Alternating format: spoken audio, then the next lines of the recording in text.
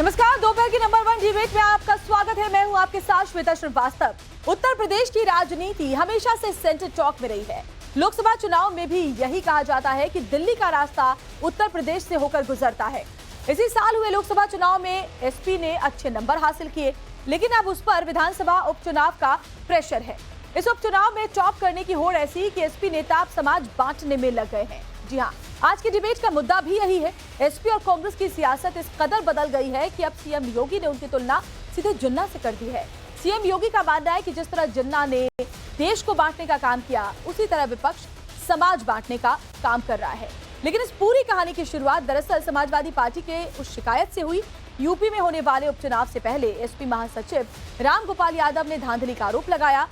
EC से इसकी शिकायत भी की है और ये कहा है कि जानबूझकर चुनावी इलाकों से यादव और मुस्लिम कर्मचारियों का तबादला किया जा रहा है। सोचिए, नॉर्मल ट्रांसफर पोस्टिंग को अब जातिवाद के चश्मे से देखा जाने लगा है। आज की डिबेट इसी मुद्दे पर करेंगे और हमारे साथ खास मेहमानों का बड़ा पैनल भी अलग अलग पार्टियों से जुड़ेगा, लेकिन उससे पहले डिटेल रिपोर्ट आपको दिखा देते हैं।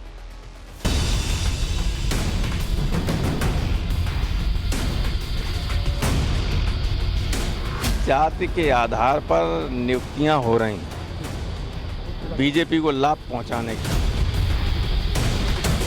कि कांग्रेस हो या समाजवादी पार्टी, इनके अंदर बहनों और भाइयों, इनके अंदर लगता है जिन्ना की आत्मा घुस गई है। उत्तर प्रदेश में 10 विधानसभा सीटों पर होने वाले उपचुनावों से पहले सियासी तापमान पूरी तरह चढ़ चुका है।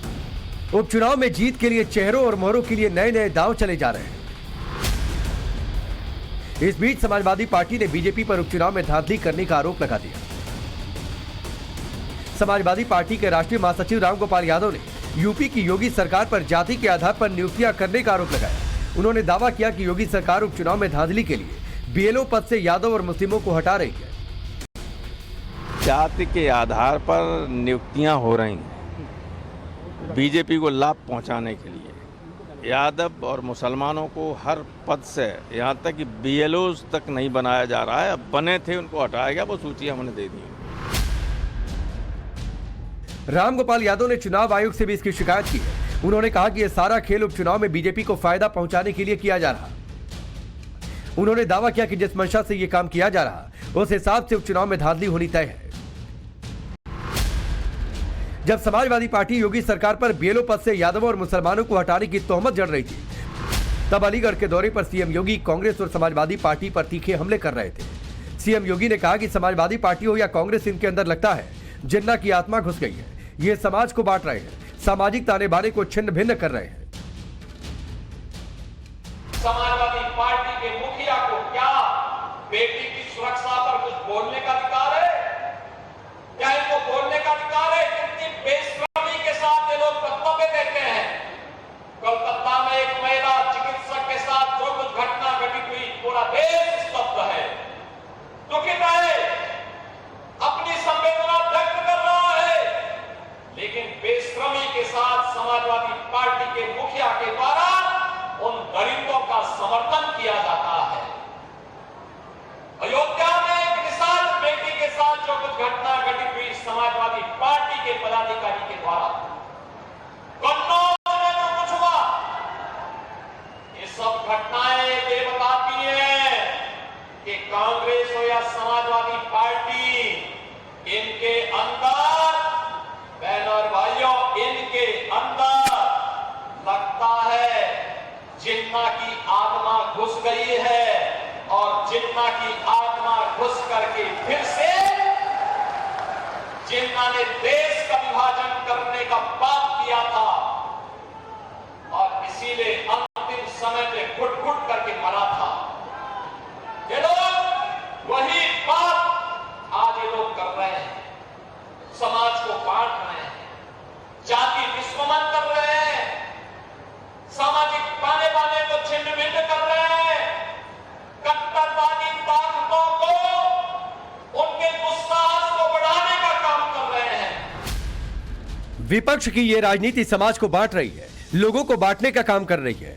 लेकिन योगी का मैसेज क्लियर है कि जिन्ना की सोच भले ही इस समाज में जहर फैलाने का काम करे, लेकिन योगी सरकार इन कट्टरपंथी मंसूबों को कामयाब नहीं होने देगी। Bureau report, times now Bharat. अब तक आप समझ गए होंगे कि उत्तर प्रदेश में चल क्या रहा है। आज के बहस के बड़े सवाल भी यही हैं। तो सवाल यह है कि क्या विपक्ष समाज बांटने की कोशिश कर रहा है? सवाल यह भी है कि विपक्ष को ट्रांसफर मामले में भी यादव मुस्लिम ही क्यों नजर आ रहा है, जातियां क्यों दिखाई दे रही है? सवाल तो यह भी है कि क्या उपचुनाव से पहले जानबूझकर अफवाह फैलाई जा रही है? और साथ ही सवाल यह भी कि क्या कट्टरपंथी सोच को बढ़ावा देने की कोशिश इसके जरिए हो रही है? और बहस का सवाल यह भी है कि रूटीन ट्रांसफर पोस्टिंग से विपक्ष को दिक्कत क्यों हो रही है? तो ये तमाम सवाल आगे होंगे, लेकिन इस बीच एक बड़ी खबर आपको बताते हैं। समाजवादी पार्टी पर सीएम योगी का एक और बड़ा हमला।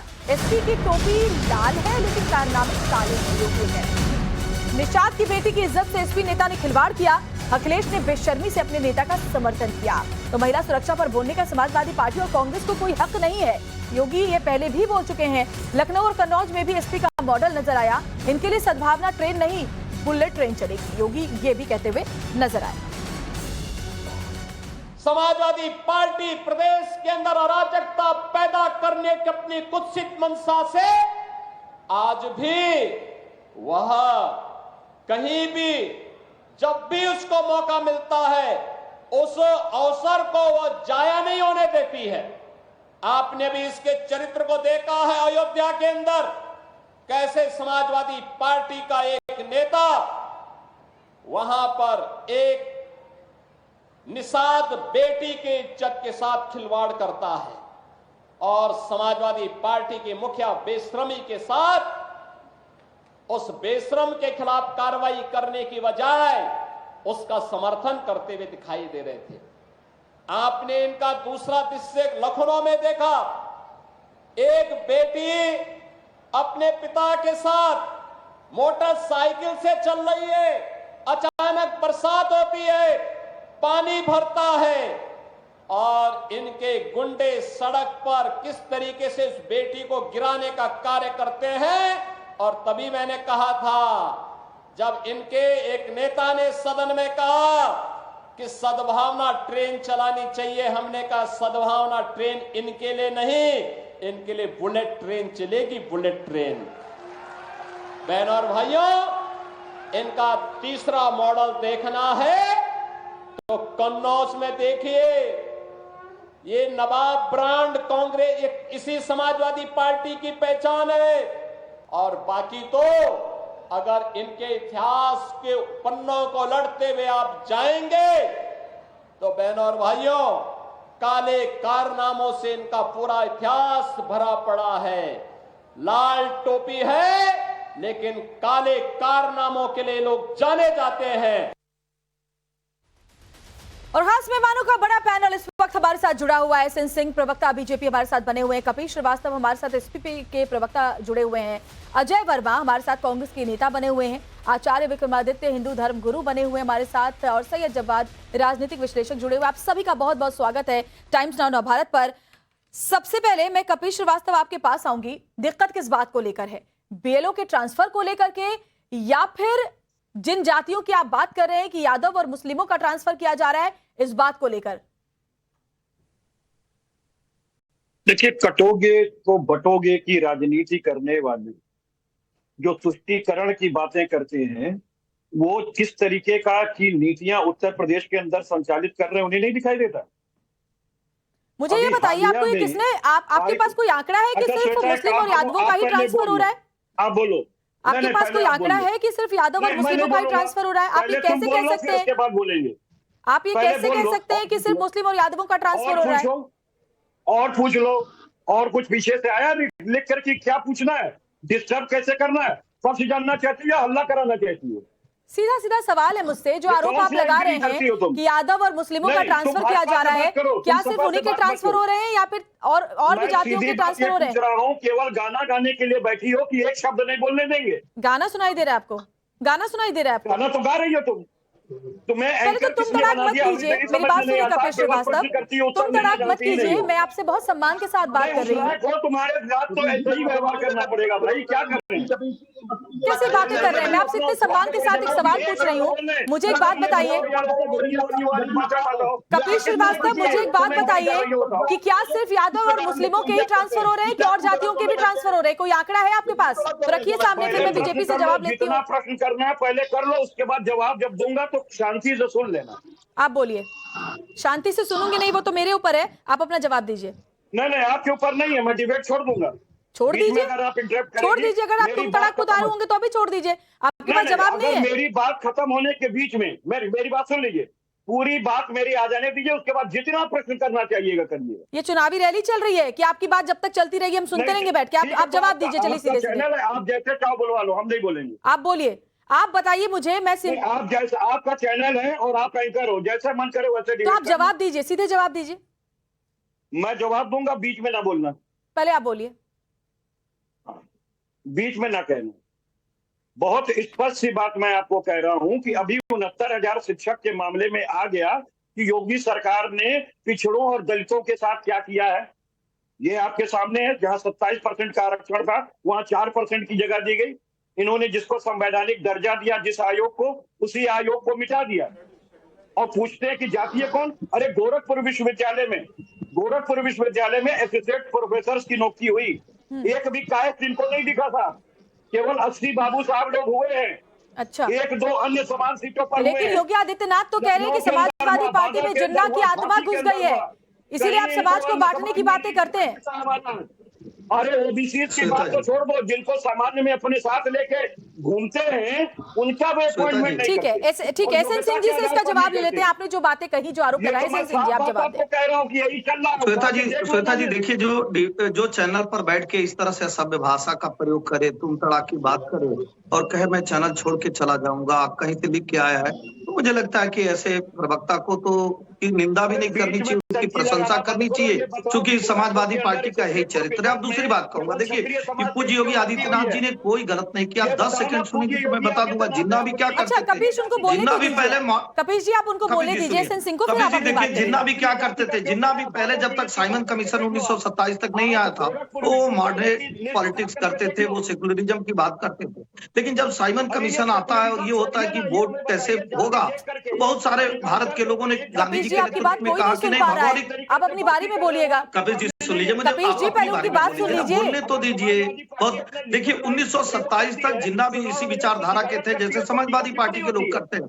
1927 में जब साइमन कमीशन आता है और ये माना जाता है, कपिश जी आप बोल क्या रहे हैं? आपकी बात कोई सुन नहीं रहा, आपकी बात पूरी हो चुकी है, अब उनको बोलने दीजिए।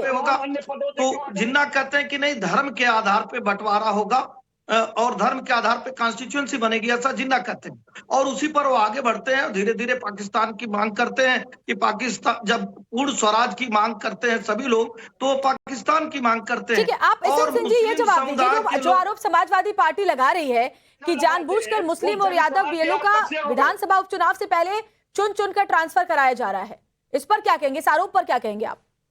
एक तो कपिश जी अगर बीच में बोलेंगे, दोनों लोग बोलेंगे तो कैसे नहीं, सुनेगा? आप अपना जवाब दीजिए ना, उनकी आड़ में आप मत छुपिए, आप अपना जवाब दीजिए।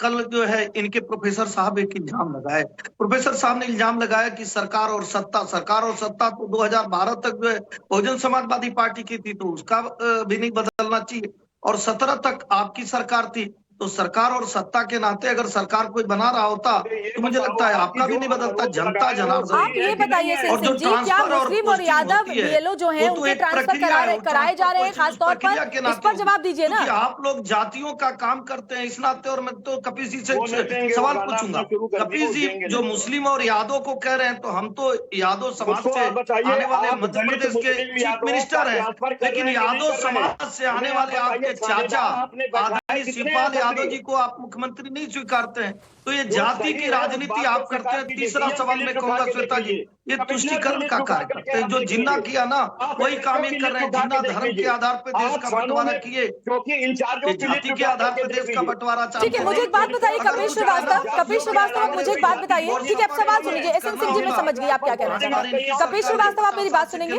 मैं आपसे ये पूछ रही हूँ कि जिस तरह से आप ये कह रहे हैं कि मुस्लिम और यादवों को चुन चुन करके उनका ट्रांसफर कराया जा रहा है, इसलिए आपको दिक्कत है। अगर आपको दिक्कत ट्रांसफर से होती तो आप ट्रांसफर पर बात सवाल उठाइए ना। आप ये चाहते हैं कि मुस्लिम और यादव ही सिर्फ रहे, यानी आप भी तो अपने वोट बैंक की राजनीति देख रहे हैं, आप भी अपना एमवाई जो आपका कैलकुलेशन है वो देख रहे हैं। श्वेता, हमारा MY कैलकुलेशन जो है वो मेरा है। MY मतलब माई मैंने मेरा यादव नहीं है। मैं आपको ये बता दूं कि सिर्फ आप इनसे देखिए, एक भी बातों का इन्होंने जवाब नहीं दी। हम तो गोरखपुर की लिस्ट उठा करके देख लीजिए, केवल क्षत्रिय समाज के लोग एसोसिएट प्रोफेसर बने हैं। बांदा के अंदर उठा करके देख लीजिए, झांसी के अंदर उठा करके देख लीजिए, इनको और किसी जाति में नहीं मिलती। और हम लोगों को तो बिना मतलब जोड़ रखा है अपने साथ। जो हकीकत है उसको स्वीकार कर लेना चाहिए। जितने थाना अध्यक्ष है 90% क्षत्रिय समाज से आ रहे हैं, 10% में ब्राह्मण है, अदर 7 कास्ट है। ये अन्य पिछड़ों की, दलितों की बात करते ही नहीं है। आप सीएम के उठा करके लिस्ट देख लीजिए, आप कमिश्नर की लिस्ट उठा करके देख लीजिए, ये आरोप कोरा नहीं है। और हमने अपने लीगल राइट का प्रयोग किया है।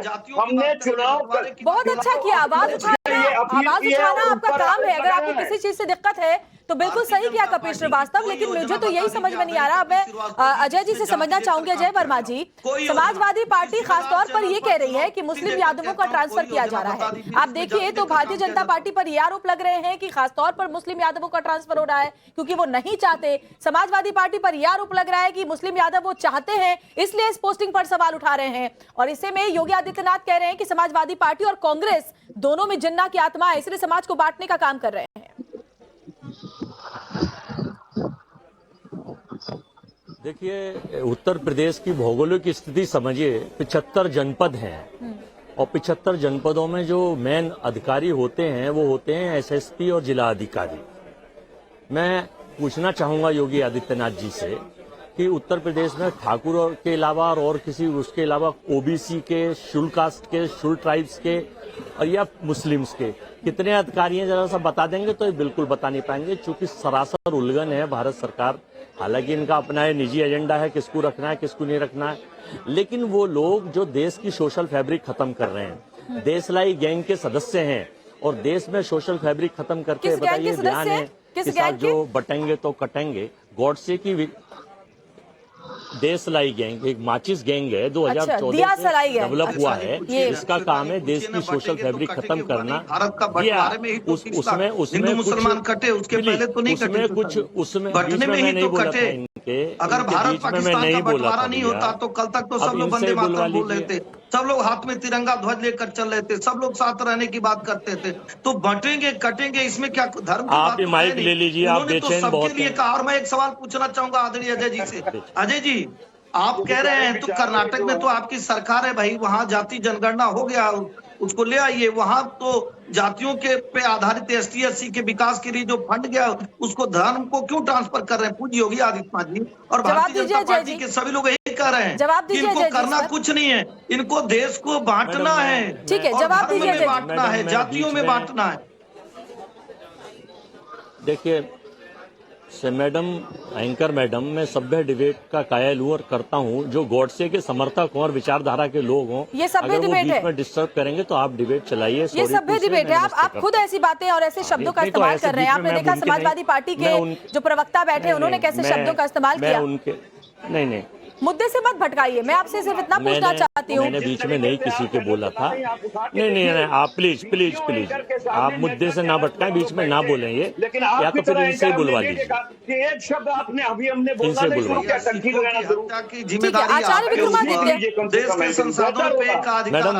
विक्रमादित्य, ऐसी पार्टियां जिन्होंने अपनी पूरी राजनीतिक यात्रा जो है वो जातियों के नाम पर ही शुरू की और अभी भी जातियों के नाम पर ही चल रही है। MY कॉम्बिनेशन की बात करें, PDA की बात करें, हमेशा से जातियों की राजनीति हमेशा से की गई है और इसीलिए परेशानी इस बात को लेकर के है कि विधानसभा उपचुनाव से पहले एक बार फिर से कैसे जाति के नाम पर समाज को बांटा जाए। यही बात तो मुख्यमंत्री योगी आदित्यनाथ भी कह रहे हैं। श्वेता जी, जिस प्रकार का बीज डालेंगे वैसे ही फसल निकल के आएगी, ये बात समझनी चाहिए। और सबसे पहली बात तो मैं इस बात को कार्यक्रम अभी अपने जो बात को आरंभ करने से पहले कहूंगा कि जिस प्रकार का कार्यक्रम के आरंभ में हमारे श्रीवास्तव जी ने, कबीर जी ने जो बदतमीजी करी उसको उनकी क्षमा मांगनी चाहिए। जो इनकी संस्कार है वो साफ साफ दिखाई देते हैं। किसने करी है बताओ पहले आप। किसने करी कभी किसी भी एंकर को कहना ये क्या है, ये सभ्यता है? कपिल श्रीवास्तव जी योगी आदित्यनाथ इसीलिए कहते हैं कि आप कम से कम महिला सम्मान और महिला सुरक्षा की बात मत कीजिए। एंकर आपसे सवाल पूछ रही है कैसे पूछ सकती हो, बीच में कैसे बोल सकती हो? इस तरह से बात करेंगे तो किसी की बात समझ में नहीं आएगी, इस तरह से बात करेंगे तो कोई अपनी बात नहीं रख पाएगा। ठीक है, आचार्य विक्रमादित्य पहले अपनी बात पूरी करें। कपिल जी मैं आती हूँ आपके पास। कपिल जी मैं आती हूँ आपके पास। आचार्य विक्रमादित्य, सभी गेस्ट को बोलने का मौका मिलना चाहिए ना। आपकी प्रवृत्ति सब जानते हैं। अभी इन्होंने ऐसे प्रश्न उठ रहे हैं, मतलब कितना बातों गाली होती है। अरे बहू बेटियों को यानी स्त्रियों को गाली देना तुम तो करना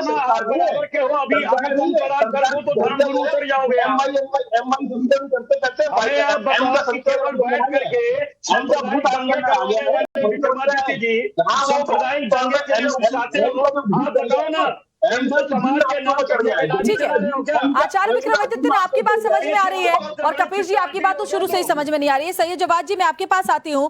किस तरह की ये राजनीति है? जब भी कोई चुनाव होने वाला होता है उससे पहले जाति के नाम पर बांटने की, धर्म के नाम पर बांटने की सियासत शुरू हो जाती है।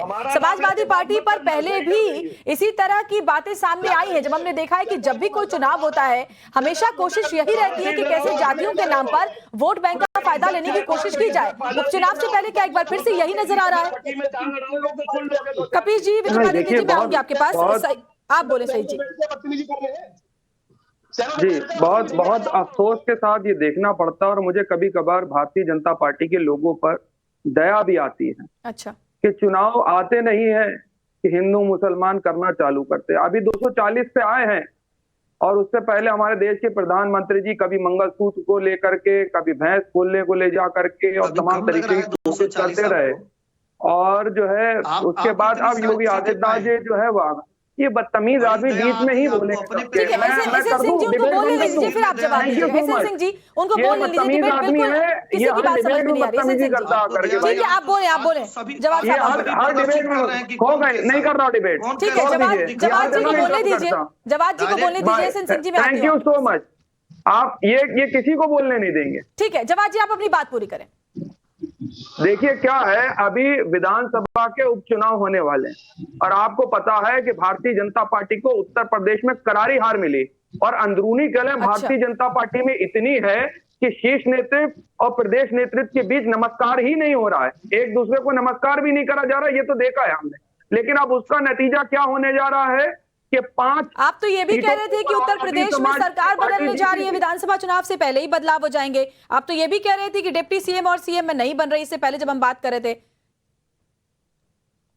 नहीं, हम इस चीज को बखूबी जानते हैं, इसीलिए हम जान रहे हैं कि जिना का जिक्र करेंगे, अभी पाकिस्तान का जिक्र करेंगे, फिर हिंदुस्तान पाकिस्तान का जिक्र करेंगे, हिंदू मुसलमान का जिक्र करेंगे। ये भारतीय जनता पार्टी की पिछले 50 साल से यही एजेंडे रहे। इसके अलावा जिक्र तो अभी जवाब साहब, जिक्र तो अभी समाजवादी पार्टी ने किया है। समाजवादी पार्टी ने किया है, मैंने भी कहा कि धर्म के आधार पर हमारा धर्म कि मुस्लिम और दलितों का ट्रांसफर हो रहा है, जो बीएलओ के रूप में वहां पर काम कर रहे हैं। वही हमारे मित्र कह रहे हैं कि इनका धर्म सुरक्षित नहीं। ठीक है, अब हम एसएन सिंह जी से जवाब लेते हैं। ओके ठीक है, जवाब साहब अब एसएन सिंह से जवाब लेते हैं, बताएं।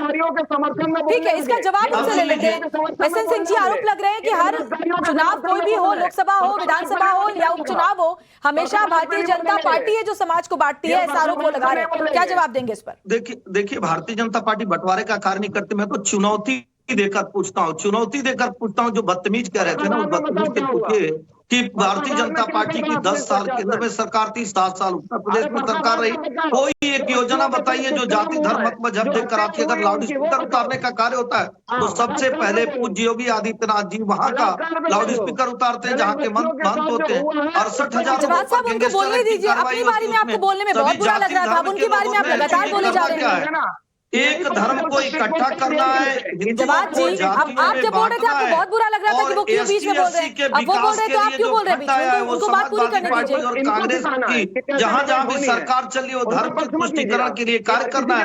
दूसरे धर्म की बुराई दिख रही है लेकिन इनके धर्म का हलाला नहीं दिख रहा, इनके धर्म का 3 तलाक नहीं दिख रहा।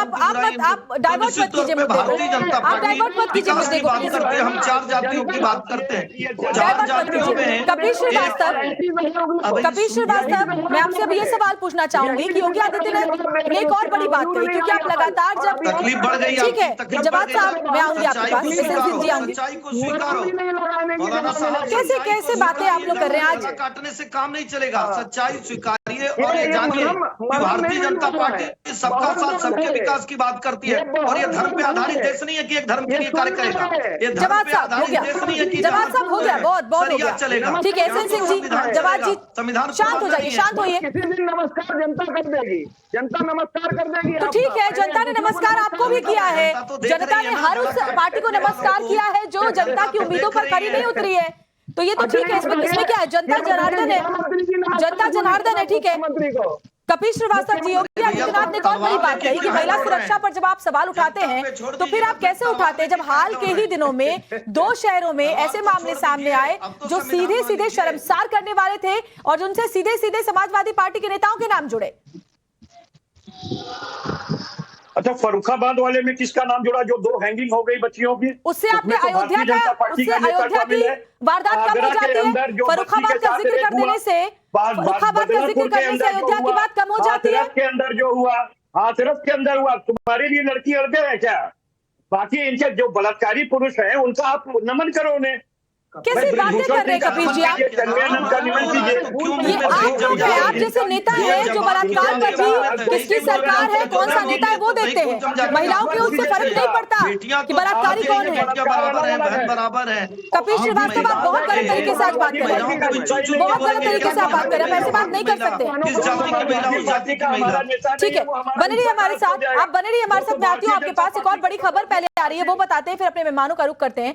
योगी के जिन्ना वाले बयान पर कांग्रेस ने पलटवार किया है, विपक्ष लगातार आवाज उठाता रहेगा, पवन खेड़ा कह रहे हैं। फर्रुखाबाद में लड़कियों का शव पेड़ से लटका मिला, फर्रुखाबाद में के बारे में बोलने से इन्हें आपत्ति है, यूपी के बारे में बोलने से इनको आपत्ति है, ये भी उनकी तरफ से कहा गया है। कम्युनिकेशन विभाग चेयरमैन पवन खेड़ा हमारे साथ है बात करने के लिए। पवन जी, उत्तर प्रदेश के मुख्यमंत्री योगी आदित्यनाथ एक सभा में ये कहते हुए नजर आए कि कांग्रेस और समाजवादी पार्टी के अंदर जिन्ना की आत्मा घुस गई है, वो देश को बांटने का काम कर रही है जिस तरह से जिन्ना ने देश को बांटने का काम किया। अगर हम कहें कि फर्रुखाबाद में दलित बच्चियों की लाशें जो पाई गई पेड़ से लटकती हुई, उस पर हम अपनी आवाज उठाएं तो इनको आपत्ति है। अगर हम कहें कि उत्तर प्रदेश में महिलाओं के खिलाफ बहुत अत्याचार हो रहे हैं, पाप हो रहे हैं, अपराध हो रहे हैं, तो इन्हें आपत्ति है। ये हमारा हक नहीं, हमारा फर्ज है कि हम ये आवाज उठा रहे हैं, हम विपक्ष में हैं, हम ये आवाज उठाएंगे। तो विपक्ष में हम हैं और विपक्ष में आवाज उठाएंगे, लेकिन देखिए अजय वर्मा जो कांग्रेस से हमारे साथ जुड़े हुए थे वो बीच में ही डिबेट छोड़कर चले गए हैं, शायद उनके पास जवाब नहीं था या फिर वो कुछ बोलने से बच रहे थे इसलिए बीच में उठकर चले गए। हाँ ठीक है, सिंह जी बोले, आप क्या बोल रहे थे? नहीं, अच्छी बात है, उन्होंने कहा बात कहा जा रहा है कि स्वराज के साथ जितना भी नहीं हुई। कौन बदतमीजी कर रहा है, कौन बदतमीजी कर रहा है? भैया जवाब साहब कौन बदतमीजी कर रहा है? बात करिए तो कपिल जी की बदतमीजी आपको नहीं दिखती कि वो कैसे तुम तड़ा करके बात कर रहे हैं? सब एक साथ बोल रहे हैं, सब एक साथ बोल रहे हैं। ठीक है, सिंह जी को बात पूरी करनी चाहिए, फिर मैं आती हूँ आपके पास। देखिए, मैं कह रहा हूँ महिलाओं के लिए आवाज उठानी चाहिए, अच्छी आवाज उठाना चाहिए और सब जगह के लिए आवाज उठाना चाहिए। उत्तर प्रदेश में भारतीय जनता पार्टी की सरकार है, केंद्र में भारतीय जनता पार्टी की सरकार है, सबसे ज्यादा जवाबदेही हमारी है। लेकिन सवाल ये उठता है कि कन्नौज में आप नहीं आवाज उठाएंगे, क्यों नहीं उठाएंगे? अयोध्या में आप नहीं आवाज उठाएंगे, पश्चिम बंगाल में नहीं उठाएंगे और राजस्थान में आपकी सरकार रहेगी तो नहीं उठाएंगे। आप आवाज उठाइए, सरकार को घेरिए, सरकार से 100 सवाल पूछिए। ठीक है, कपिल जी इस पर जवाब दें आप। देखिए उन्होंने बहुत वाज़ेह बात कही है। कपिल जी आप सुनते ही नहीं है, आज आप सुन ही नहीं रहे, ना सवाल सुन रहे हैं ना अपने साथी जो आपके पैनल पे गेस्ट बैठे उनकी बात सुन रहे हैं। कपिल जी उन्होंने बहुत अच्छी बात कही, उन्होंने ये स्वीकारा कि राज्य में हमारी सरकार है, हमारी जवाबदेही है, केंद्र में हमारी सरकार है, कार्रवाई जवाबदेही है, लेकिन जब कन्नौज और अयोध्या में सीधे सीधे समाजवादी पार्टी के नेता जुड़ते हैं तो कम से कम आप उस पर तो बोलिए, कि उस पर भी नहीं बोलेंगे, उस पर भी बीजेपी पर आरोप लगा देंगे। जातिवाद पे आप क्षत्रियों को भर्ती करते चले जा रहे हैं, आप दूसरों की भर्ती ट्रांसफर के हिसाब से आप जाति और धर्म देख रहे हैं। ये तो हमने लीगल राइट का हमारा चुनाव आयोग ने उठाया। तो आप किसकी भर्ती चाहते हैं ये बताइए? वो अपने वोट बैंक की राजनीति, अगर आप उन पर आरोप लगा रहे हैं, आप क्या चाहते हैं कपिल श्रीवास्तव? आपको क्यों दिक्कत है कि सिर्फ मुस्लिम और यादवों का ट्रांसफर हो रहा है बीएलओ का? अगर आपको दिक्कत होती तो सबके ट्रांसफर से दिक्कत होती। आप सीधे सीधे कहिए कि ट्रांसफर किसी का मत कीजिए उपचुनाव से पहले। आप ये क्यों कह रहे हैं कि मुस्लिम और यादवों का नहीं कीजिए, क्योंकि आपको भी अपना वोट बैंक दिख रहा है? मैं सीधी बात आपको कह रहा हूँ, बोलिए। को नौकरी इन्होंने नहीं दी, इनसे 1% में हमारी कम्युनिटी में कोई कम नहीं है।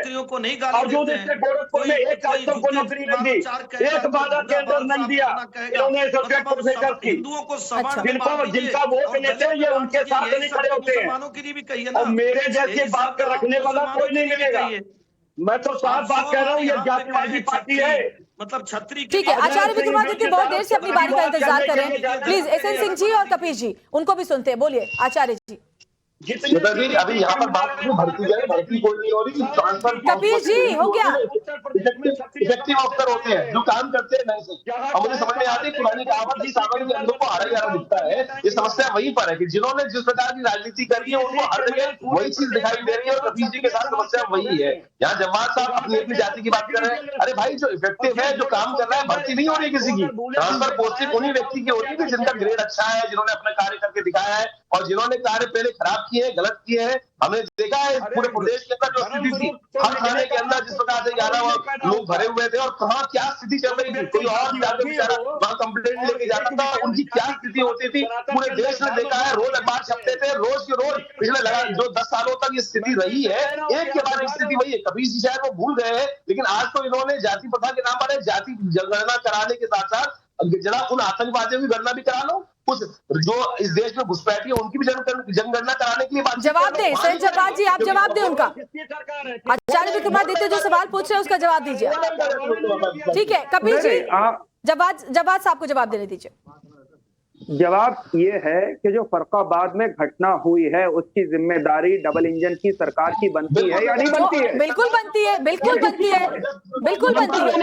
जो अयोध्या में हुई उसकी जवाबदेही किसकी बनती है? जवाब साहब, जो अयोध्या में हुई उसकी जवाबदेही किसकी बनती है? मेरे सवाल का जवाब दीजिए। मैं मान रही हूँ जो फर्रुखाबाद में हुई बिल्कुल जवाबदेही बनती है। अयोध्या में किसकी जवाबदेही बनती है? मुख्यमंत्री का इस्तीफा होना चाहिए या नहीं होना चाहिए? होना चाहिए ना। मुख्यमंत्री का इस्तीफा होना चाहिए। किस बात को लेकर? अगर कार्रवाई नहीं हो तब इस्तीफा होना चाहिए। अरे बताइए क्या कार्रवाई हुई है? पुलिस प्रशासन ने क्या कार्रवाई करी है? उनके घर वालों के आरोप पता नहीं तो क्या है? उस बच्ची के घर वालों ये प्रोसेस में चला गया।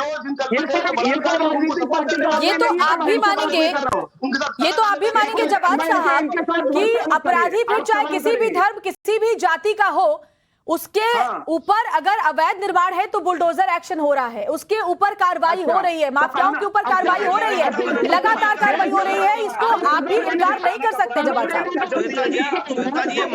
और धर्म और जाति देकर एक्शन नहीं हो रहा उत्तर प्रदेश में।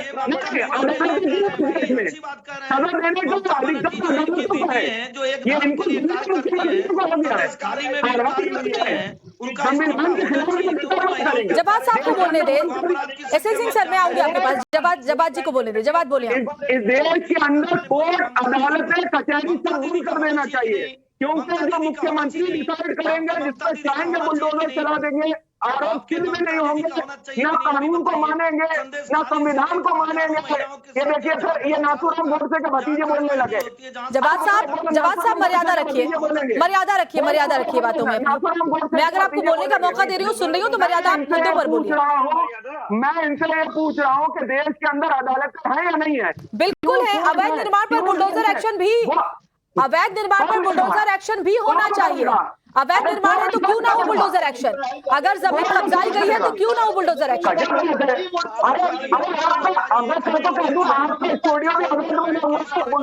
तो तमाम वो पार्टियां जिन्होंने अपनी राजनीतिक पार्टियों का जो अस्तित्व है वही जातियों के नाम पर बनाई, वो पार्टियां जिन्होंने हमेशा वोट बैंक की राजनीति के लिए जातियों को बांटा है, अब जब उन पर सवाल उठने लगे हैं तो उनमें तिलमिलाहट है। बहुत बहुत शुक्रिया आप तमाम मेहमानों का हमारे साथ जुड़ने के लिए।